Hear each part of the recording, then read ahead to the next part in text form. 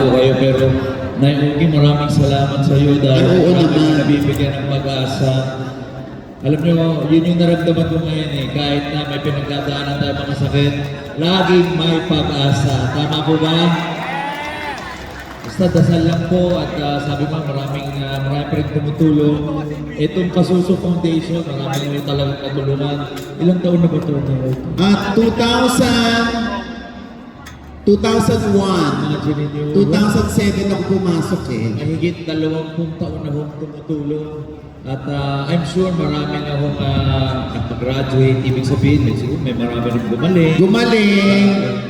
Maraming kumbaga hindi na kinaya pero nakangiting nakapagpaalam. Yun ang importante sa mundo. Kasi nasamat na kayo, dadaan dyan. Correct. Diba? So, ang importante nga, sabi nga, kahit pa paano nabigyan natin ng ngiti, ng pag-asa, at pagmamahal yung mga kasama natin. So, tuloy lang ang laban. Tuloy lang ang laban. May kikwento lang na okay, para may makita nilang may madagdagan ng pag-asa. Alam niyo po, may isa pa kami pinuntahan. Mayroon pa kami isang foundation na yung I Want to Share Foundation. Ano rin siya, mga may cancer din po siya, pero karamihan kabataan. Nakapag-graduate na po kami doon nung huli, mga lagpas 100 po graduate. Ibig sabihin, cancer-free. Cancer-free po sila.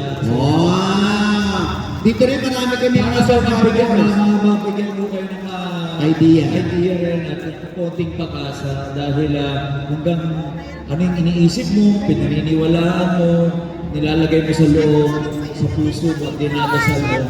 Alam niyo po, minsan talagang dinidinig naman po ng Diyos yan. So sana dito may mga graduate as in naging survivor. Maging cancer-free at sana mapaligayan ninyo yung mga pamilya ninyo. At nandito kami para pasahin yung araw nyo. Maraming salamat po. Advance Merry Christmas po!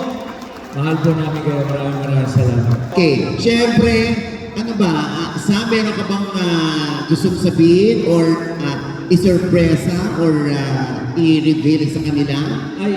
Meron lang po kaming ilan ba po sila dito na?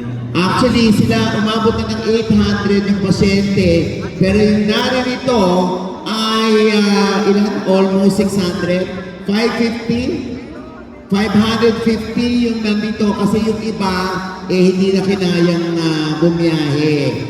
So, sila ay nanonood lamang sa live ng FB. Ayan. So, mamaya po, alam ko naman may mga dala na ho kayong konting regalo at may iuwi. Kami ho ay may konting pabaon lang po bago pa rin kayo umuwi para sa mga... Diba? Basta galing rin po sa puso at kahit paano makapagbigay po ng konting ginawa ngayong Pasko. Maraming salamat. Yes! Tuwa-tuwa sila, diba? At syempre, hindi lang mamaya, dito rin yata si RS Francisco ng katuwang din ni San Versosa sa front row at sa Lux White. Andito rin mamaya. Malay natin, diba? Magpabongga din ang lola nyo, diba? Ayan, syempre magpapicture muna tayo with Sam. Picture. Kaya siya na mag-asusunod.